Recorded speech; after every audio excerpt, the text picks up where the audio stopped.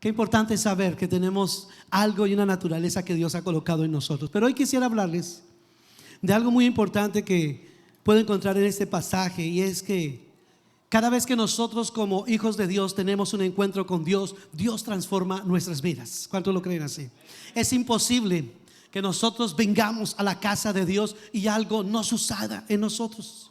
Es imposible que de la misma manera que tú entras a este lugar y compartes la amistad, el saludo, el abrazo y la sonrisa de tus hermanos, puedas salir de este mismo lugar sin haber experimentado algo muy especial. Porque cada vez que nos reunimos en su casa, venimos a escuchar, a sentir su presencia que transforma nuestros corazones.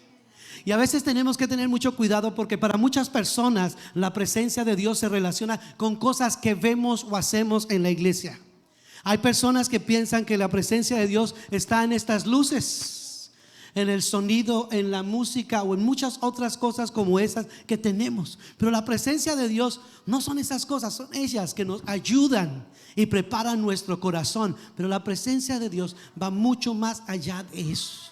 ¿Y por qué se los digo? Porque a veces como jóvenes tenemos esa tendencia que cuando vamos a un lugar y eso no está, y esto no sucede, pensamos ahí no está la presencia de Dios. Pero cuando la presencia de Dios está en nuestras vidas, no importa, podemos estar aún en el lugar más solitario, en la cima más alta de una montaña, o incluso la Biblia dice, un hombre en el mismo fondo del mar, en ese lugar escuchó, sintió la voz y la presencia de Dios. Y hoy hemos venido a escuchar la voz y la presencia de Dios a este lugar. ¿Cuántos alaban al Señor?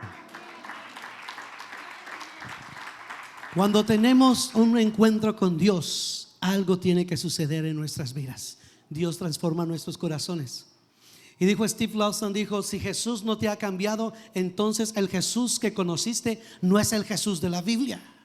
Si cuando tú tienes un encuentro con Dios, no recibes inmediatamente un impacto sobrenatural sobre tu vida, sobre tu corazón, que empieza a cambiar y a derribar muchos conceptos y estilos de vida de lo que éramos en el pasado, entonces déjame decirte, todavía no conoces a ese Dios que nosotros conocemos.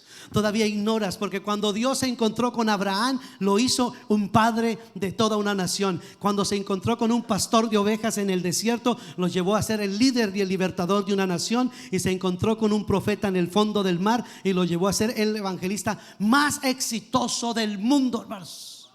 El más exitoso del mundo. Ningún hombre como este hombre ha sido más exitoso. Cuando hablamos de Jonás, pensamos en él diciendo: ¿qué fue este hombre? Un hombre que fracasó, no puso cuidado a la voz de Dios. Pero déjame decirle, si tuviéramos uno como Jonás en nuestros tiempos, uno solo como Jonás, qué cosas sobrenaturales. Porque la Biblia dice que este hombre que escuchó la voz de Dios, aceptó el desafío aunque a regañadientes. Cuando fue y lo hizo, dijo que a la palabra y a la predicación toda una ciudad fue cambiada y transformada. Después Dios lo lleva y lo monta en un barco, y en ese barco nuevamente por accidente todos los que estaban ahí fueron transformados y llegaron a Dios. Así que cuando Dios viene a nuestras vidas, se produce un cambio, hay una transformación.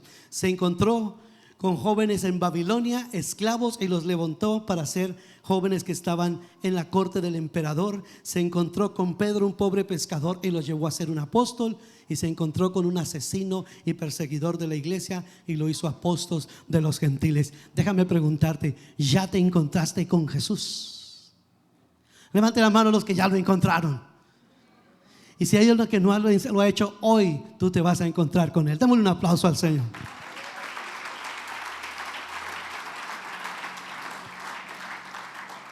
Iglesia Abba, hoy tú tienes una cita con Dios en este lugar. ¿Te has preparado para venir ante la presencia de un rey? ¿Cuál es la actitud que nosotros tenemos y presentamos cuando venimos a Dios? Y dice el pasaje que leíamos: en el año en que murió el rey Usías, en el año en que murió el rey Usías, vi yo al Señor sentado sobre un trono alto y sublime. Y quiero decirles, cuando la Biblia utiliza y hace un punto de referencia, porque para cualquiera de nosotros, cuando hablamos de la muerte de alguien, tenemos un profundo recuerdo o algo que ha marcado históricamente el plan o el propósito de Dios para una nación. Y cuando este profeta escribe y nos deja esta enseñanza, él relata y dice: en el año en que murió el rey Usías. En el año en que murió el rey Usías. Usías fue el 10º monarca dentro de los judíos y empezó a gobernar esta nación cuando tenía 16 años. Y la Biblia dice que él gobernó durante 52 años. Durante todo este periodo, este hombre, mientras gobernaba, este hombre llegó a Judá a ser una potencia